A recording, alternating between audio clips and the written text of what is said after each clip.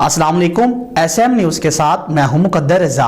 SM news studio में खुशामदीद। खबरों का सिलसिला बढ़ाते हुए खबर शामिल करते हैं। कराची से शहर कायद में बढ़ती हुई वारदात में ये दूसरी वारदात पेश आई है।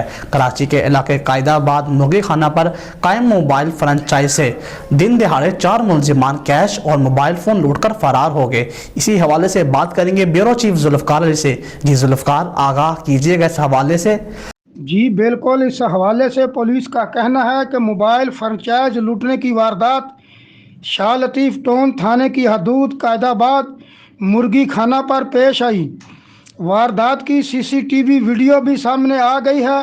वीडियो में देखा जा सकता है कि शलवार कमीज़ पहने मुलजमान ने मोबाइल फ्रेंचाइज में घुसकर अमले और वहां पर मौजूद अफराद को असले के ज़ोर पर जरगमाल बना लिया, जबकि मज़ाहमत करने पर मुलजमान ने सिक्योरिटी गार्ड को तशद्दुद का निशाना बनाया और सिक्योरिटी गार्ड से असला छीन लिया।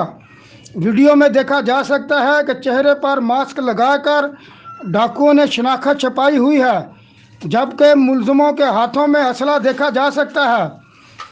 डाकुओं ने मुलाजमीन और वहां पर मौजूद शहरियों से नकदी कैश और मोबाइल फ़ोन छीन लिए और बआसानी फरार हो गए। जी बहुत शुक्रिया जुल्फ़कार तफसीलात से आगाह करने के लिए। अब तक के लिए इतना ही। मज़ीद खबरों के लिए देखते रहिए SM न्यूज़।